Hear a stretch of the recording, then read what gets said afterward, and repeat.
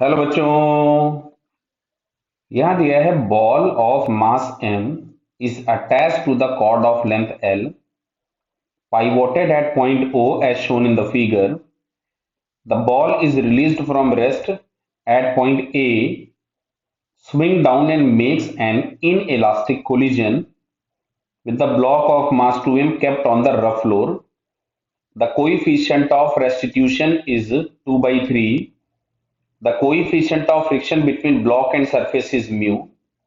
After collision, the ball comes momentarily to rest at C when chord makes an angle theta with the vertical and the block moves the distance 3L by 2 on the rough horizontal floor before stopping.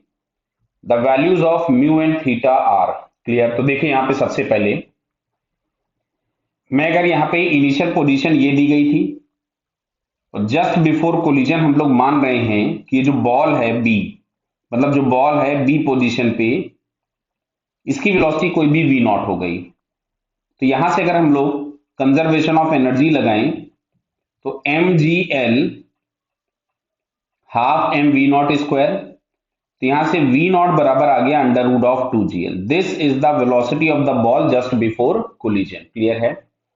अच्छा, after collision हम ये assume कर रहे हैं, मान लीजिए बगल में मैं यहां डायग्राम बना देता हूं। आफ्टर कोलिजन हम लोगों ने माना कि ये बॉल जो है वो किसी v1 से पीछे चल पड़ी और ये जो इस पे ब्लॉक रखा गया था रफ सरफेस पे किसी v2 से आगे चल पड़ा। क्लियर? तो अब अगर हम लोग यहाँ पे, और कोलिजन के पहले ये वी नॉट से इधर जा रही थी, तो अब अगर हम लोग यहां से कंजर्वेशन ऑफ मोमेंटम लगाएं तो कंजर्वेशन ऑफ मोमेंटम बोलता है M V naught initial momentum is equal to final momentum. तो ये जो एम है ये तो वी वन से लौट आया इसलिए मैंने माइनस लगा दिया, प्लस जो ब्लॉक था उसका मास 2m था वो v2 से आगे गया, तो v naught is equal to हमारे पास मिलता है minus we one plus 2v2। यह गया इक्वेशन नंबर 1। क्लियर? और v नॉट की value under root of 2gh है, जहां पे h की जगह हम लोगों के पास l है, तो मैं यहां l ही लिख देता हूं इसकी जगह, gl। क्लियर बताइए? अब देखो यहां से दूसरा हम लोग इक्वेशन बना रहे हैं कोएफिशिएंट ऑफ रेस्टिट्यूशन से। तो coefficient of restitution E is equal to relative velocity after, दोनों अगर अपोजिट डायरेक्शन में जा रहे हैं तो v1 plus v2 upon we not, जो कि हम लोगों को क्वेश्चन में दिया था 2/3। कितना दिया है? 2/3। क्लियर बताइए? अब देखो, तो यहां से हम लोगों के पास दूसरा इक्वेशन बन जाता है 3v1 plus 3v2 is equal to 2v0। Clear? तो ये आ गया इक्वेशन नंबर 2। अब हमें इक्वेशन नंबर 1 और 2 सॉल्व करना है, तो एक काम करते हैं, इसको ऐसा लिख लो, इसको इक्वेशन नंबर 2 नहीं, इसमें से 3 हम डिवाइड कर देते हैं उधर। तो देखो हमको बड़ा आसानी से सोल्यूशन मिल गया, v1 plus v2 is equal to 2v0/3। इसको हम इक्वेशन नंबर 2 लिखते हैं। अब देखो इक्वेशन नंबर 1 और 2 ऐड कर दो, कर दें ऐड? तो इक्वेशन नंबर 1 और 2 अगर हम लोग ऐड कर रहे हैं 1 प्लस 2, तो दिख रहा है यहाँ पे माइनस v1 है, ये प्लस v1 है, कैंसिल हो गया, बराबर है। और यहाँ 2v2 था और यहाँ पे आपके पास v2 था, तो इधर तो लेफ्ट हैंड साइड में हमने लिख दिया 3v2 और इधर की तरफ में आपके पास आ रहा है v0 प्लस 2v0/3। तो ये हो जाएगा 2 प्लस 3 कितना हो गया 5। तो ये हम लोगों के पास आ रहा है 5v0/3 बराबर है v2। तो v2 इज इक्वल टू हम लोगों के पास आ रहा था, क्लियर बेटा? तो v2 इज इक्वल टू आ गया 5v0/9।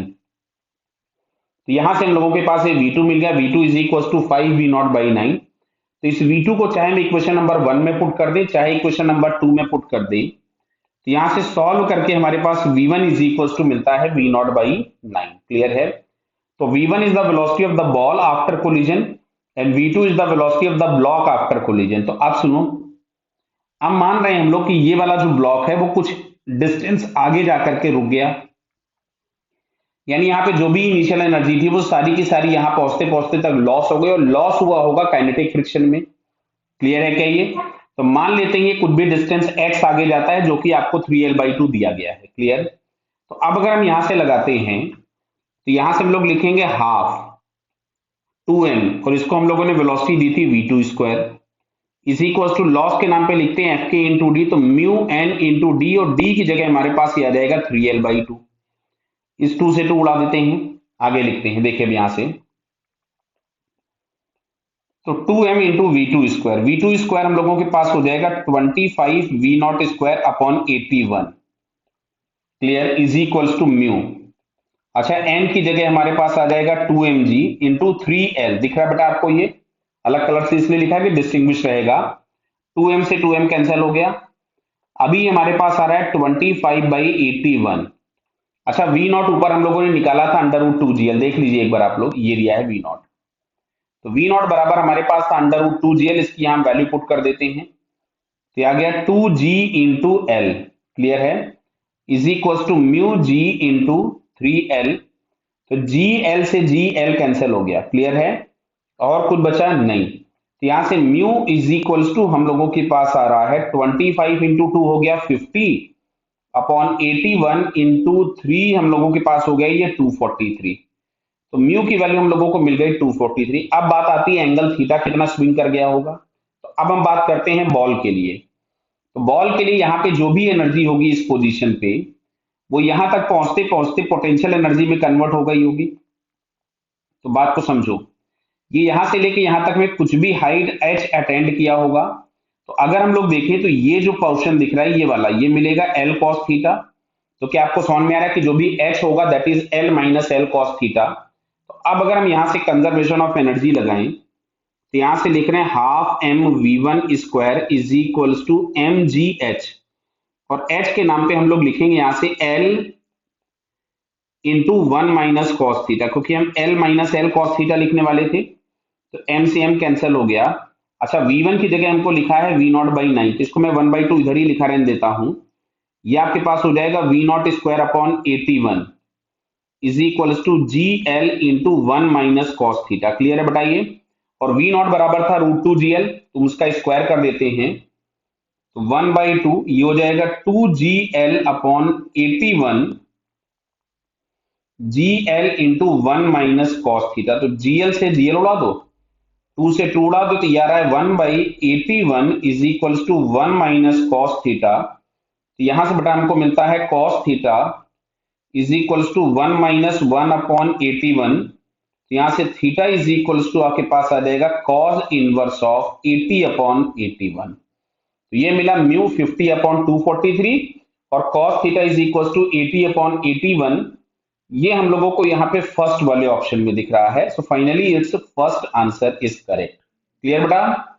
Okay, all the best.